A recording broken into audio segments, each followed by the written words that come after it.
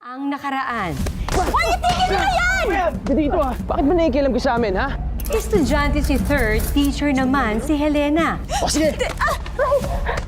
Simulan natin yung gulo. Bakit? Ano gagawin mo? Pero sa kabila ng mga harang sa kanilang daan, humarurot ang dalawa at tila wala nang makakapigil pa sa kanilang bawal na pag-ibig. Maliban na lang sa isang aksidente. Wala na bang ibang babae sa mundo? Bakit kailangan pumatol ka sa teacher mo, ha? Papakulong ko yung babaeng yan for statutory rape! Paano kaya magbabago ang kanilang kapalaran? At sino ang bumangga sa kanilang sasakyan? Sundan ang mas mainit pang mga eksena sa pagpapatuloy ng tadhana, Ma'am.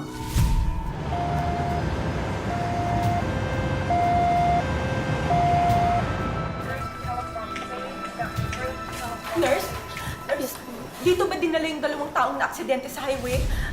Si Helena Aragones, ako ang nanay niya. Wait lang po, check ko lang po ah. Akin naman, no? Doon na lang po kayo maghintay, ma'am. Nasa operating room na po yung dalawang pasyente. Operating room. Bakit? Gano'n ba kalala ang kalagayan ni Helena? Alam ko po, malubha. Pero sana po makaligtas yung dalawa.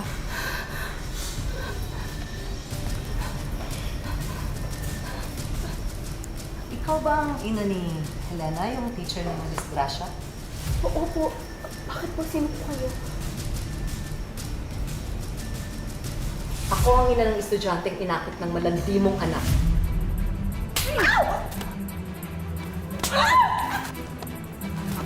Guard! Guard! May nag-aaway dito!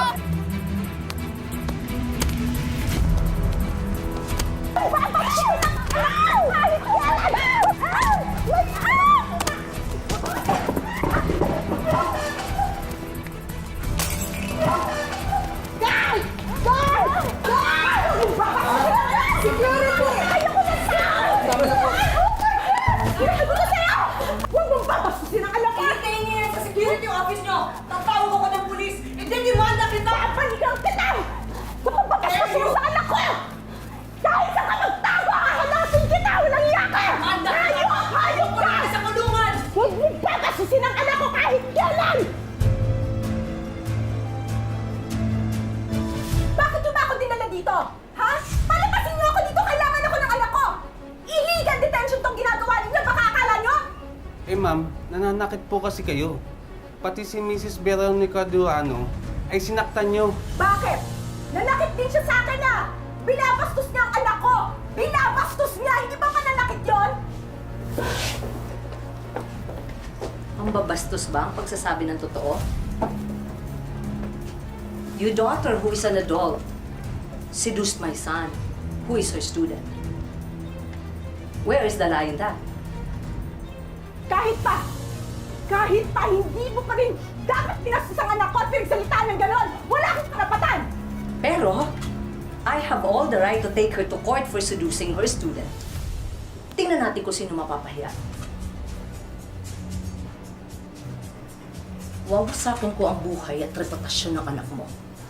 And for your information, I can and I will. Sige, subukan mo. Before you do anything stupid, let me just remind you. Kaya kitang ipakulong yun din. At kapag ginawa ko yun, sino mag-aasikaso sa anak mo? Whether she survives or dies. And you also pray na makaligtas ang anak ko. Because if he dies in the operating room, I swear to God, I will make sure your daughter will suffer. Buong angkan mo, magbabayan. Itanim mo yan sa kukote mo.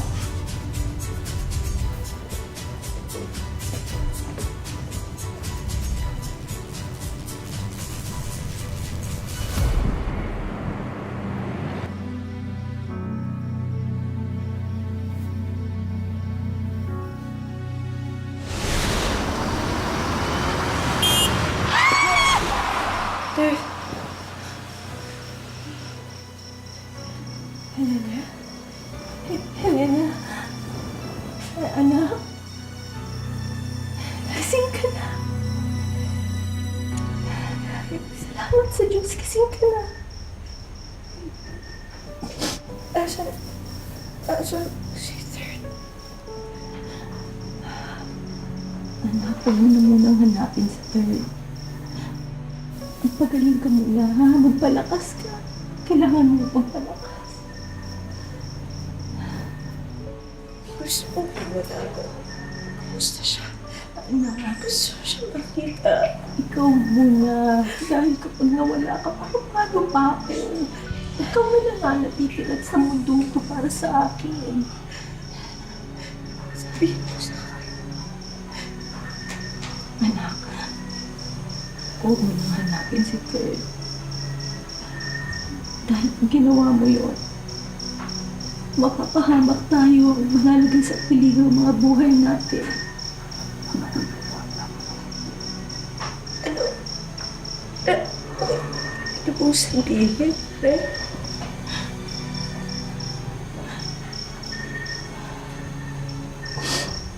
Nagkaroon kami ng kasunduan ni Mrs. Durano. Pumirma ako ng kasunduan sa kanila na hindi mo na pwedeng kitain o kausapin si Kurt kahit kailan. Kasi wala kapag ginawa mo yun, ipakukulong ka nila. Ayokong makulong ka, hindi mo kayanin. Kaya sana, intindihin mo kung bakit ko ginawa yun, kung bakit ko pinirmahan. Pataharin mo ako, anak. Hindi ko kayang makulong ka. Sana mo intindihin mo ako.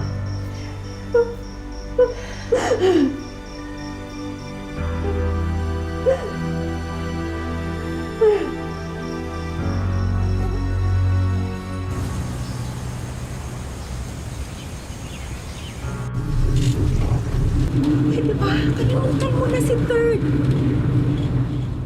Ba't kasi ayaw niyo pong sabihin sa akin kung ano ba talaga naging kalagayan ni Third?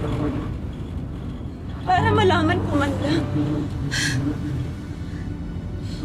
Talaga bang ulit-ulit tayo, ha, anak? Ulit-ulit?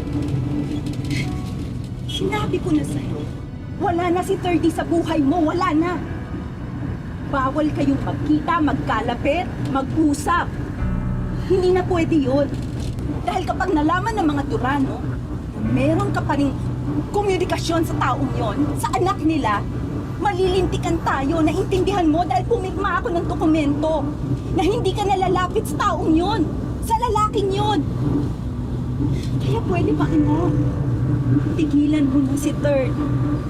Yun ang makabubuti para sa atin at para sa kanya, tigilan mo na siya.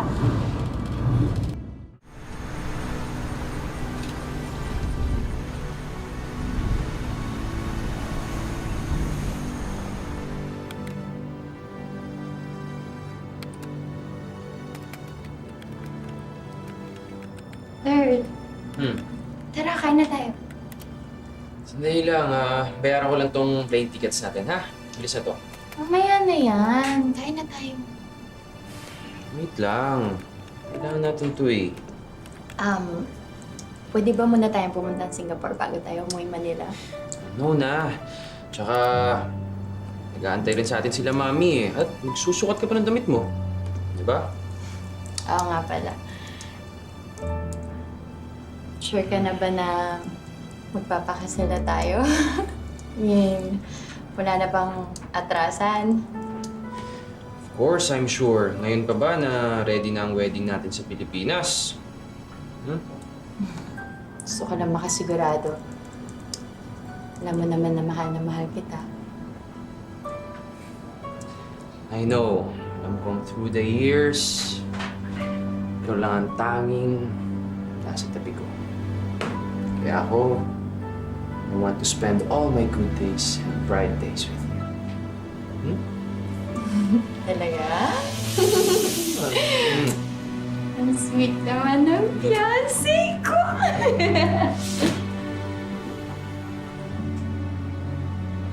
I love you. I love you too.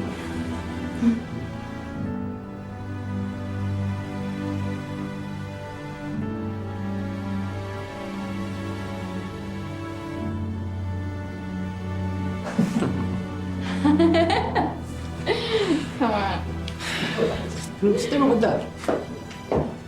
Basta.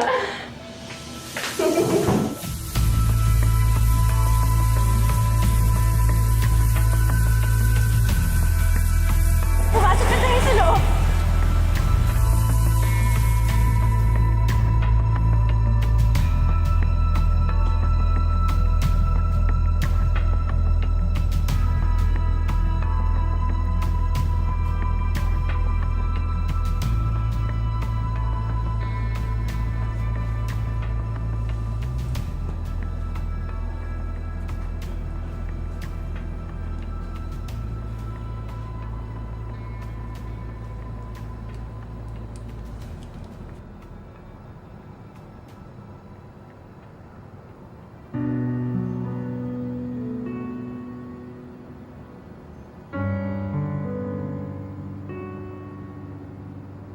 Hindi kita ipapahamak.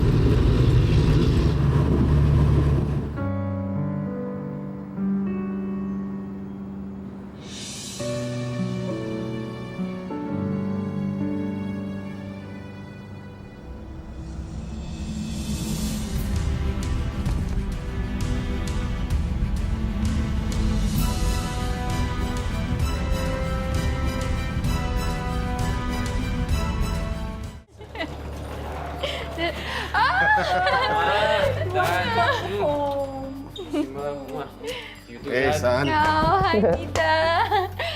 Hello po, tita. Hello. It's mommy.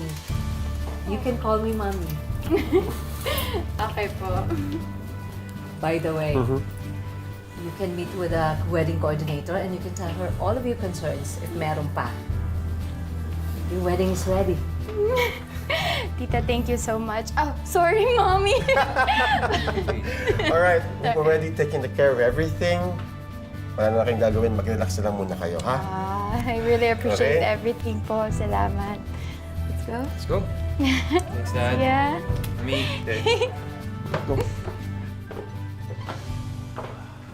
Oh my gosh, Feliz. Finally naman, you're getting married. You're finally going to be Mrs. Durano. Diba? It's a dream come true. Oo nga, sis. Imagine, more than a decade ka rin nagtyaga at naghintay. Nagka-jowa pa ng iba si Third. Pero, ikaw pa rin ang grand winner, girl!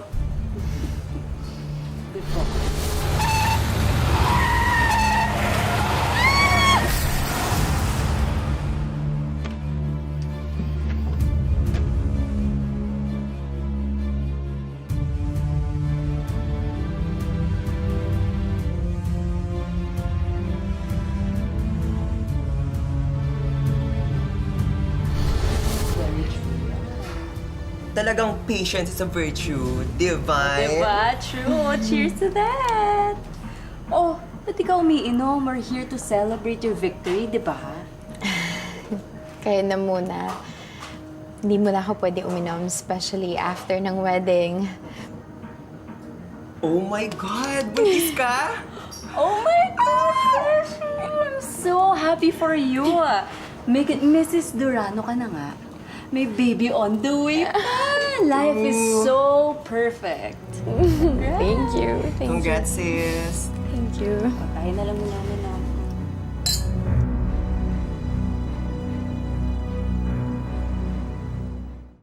Oh, hi! Oh my God, thank you so much. Go, go, go, go, go.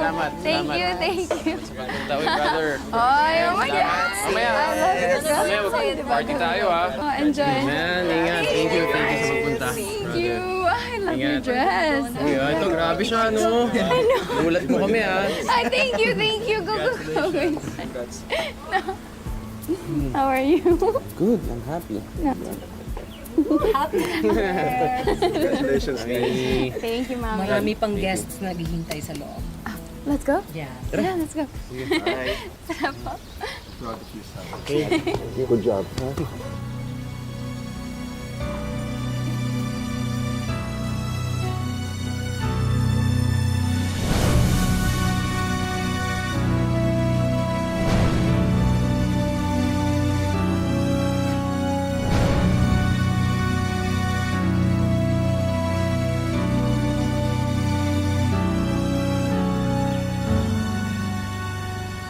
Helena? Anong sabi mo?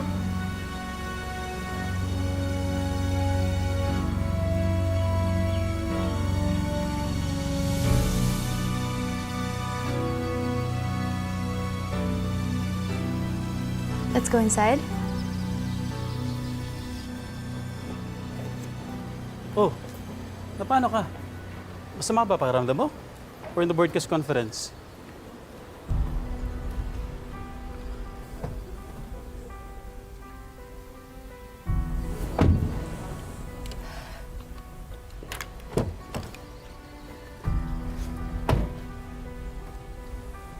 Naalala mo nung nasa med school tayo, sinabi ko sa'yo na may isang tao akong pinapangarap na makita. Kaso bawal kasi ikapapahamak yun ng pamilya ko. Ito yung sinabi mo na ex mo, di ba? O bakit? Nagkita kayo? All this time, akala ko wala na. Na hindi na magkukrus ang landas namin. Kasi ang tagal na eh. Lagpas 10 years na. Halos kasing tagal ng pagkakaibigan natin. It was a forbidden love. Naging estudyante ko siya. Di ko naman sinasadya na mahulog ang loob ko sa kanya. We were in a car accident. Yun yung huling beses na nakita ko siya. Bakit hindi na kayo nagkita? Pinalabas nila kay Third na patay na ako. Yun ang gusto ng lokal-lokang nanay. Kaya hayaan mo na. Hindi, hayaan mo na. Hayaan mo na. Sabi ng nanay, ito lang ang paraan para makapag-move on yung anak niya. Para magkaroon ng ibang buhay. Anak. Hayaan mo na yun. Ha? Hayaan mo na. Siguro yun na yung pinakamaganda rin mangyayari dahil magkakaroon ng ibang buhay yung anak. Diba? Yung anak nila. At saka, batang-bata pa rin naman talaga si Third. Ha? Hayaan mo na. Hindi mo naiintindihan. Makukonsensya yun, Nay. Dadalhin niya yun habang buhay. Uy, di hayaan mo na rin sila. Siguro naman sa panahon ngayon, dapat yung sarili mo na ang iniisip mo, Helena. Tuparin mo na yung pangarap ng tatay mo para sa'yo. Ang maging doktor, yun ang gawin mo. What?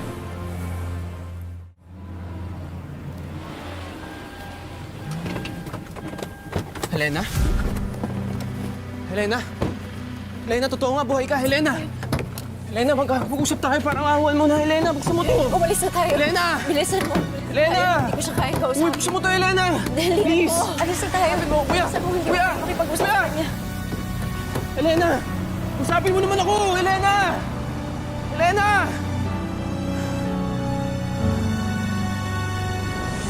Para bang nakakita ng multo yan? Naku, kasi naman ang inakala ni Third na matagal ng patay ay buhay pa pala. Ano kaya ang mangyayari sa buhay ng mga bagong kasal? Ngayong tila minumulto sila ng nakaraan ng puno ng kasinungalingan. Third? Hey. Can you help me? Kasi matagal yung zipper, please. Help me.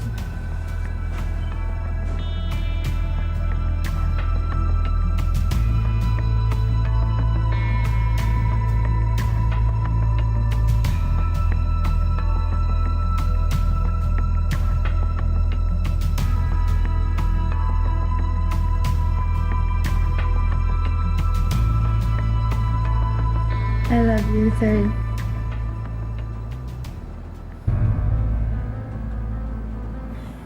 What's wrong? Wala, medyo nahilo lang ako. Baka dahil sa kama tayo. O tara, higa ka muna. Please wait. I think I need some fresh air. What? Why? Hindi ko alam. Parang sama ng pakiramdam ko na hindi ko maintindihan. Kaya nga humiga ka muna. Sige na, magpahinga ka naman. No. Kailangan ko talaga lumabas. Sorry, Feliz.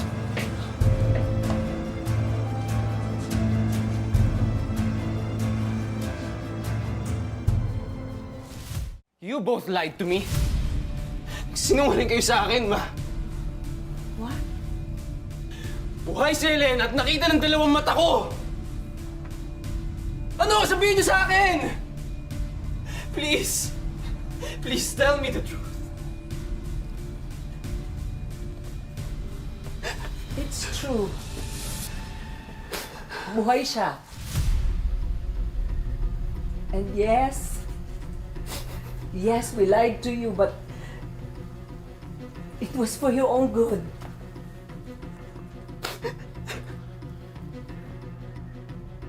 Seryoso ba kayo? Ma, for my own good? Alam niyo ba sinasabi niyo? No. You are not sorry. Ha? Di na naman alam kung nangyari sa akin dun eh.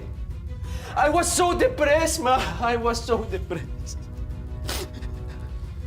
At muntik na akong tumalon sa building ng ospital sa Australia. Alam mo kung bakit? Dahil sa ginawa niyo! Because I was so heartbroken. Dad. I was so heartbroken, Dad. I was so... And now you guys are telling me na ginawa niyo yan, Dad. Na ginawa niyo yan for my own good. No. Hindi ko kaya. Third! Now,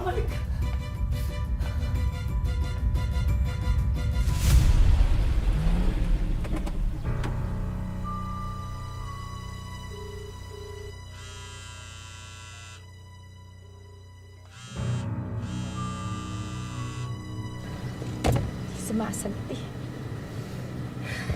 Sure ka ba na dito mo sila nakita? Girl, I swear, dito ko sila nakita kagabi. Helena.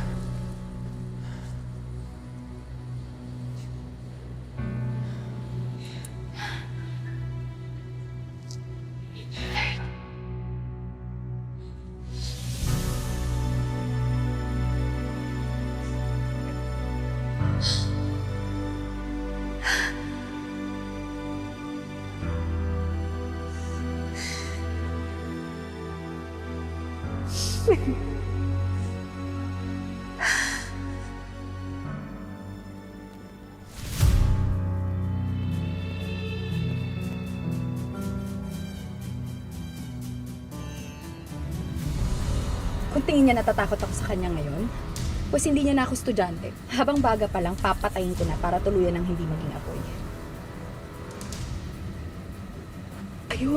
Ayun siya. Siya yung kasama ni Third kagabi. Tara, bilisan niyo, bumaba tayo.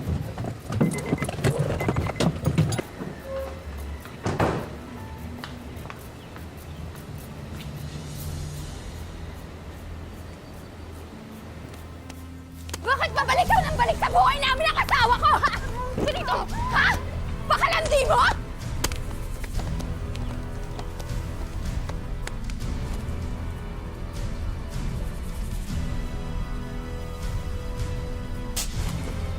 Bastos ka? Walang hiya ka, babae ka? Ikaw yung walang hiya. Ano?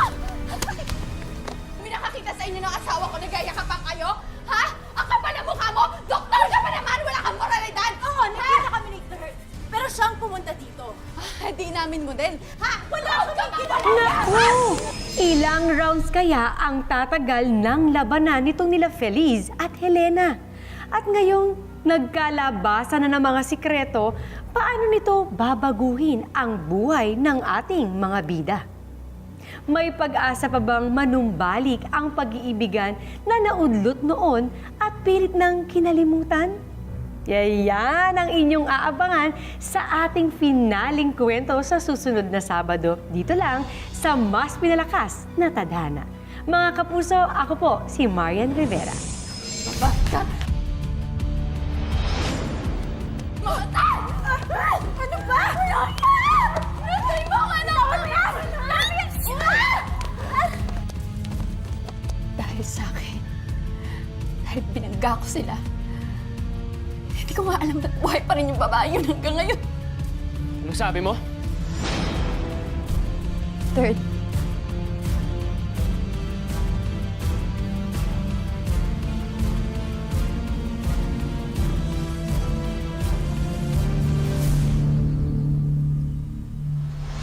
Si Helena pa rin.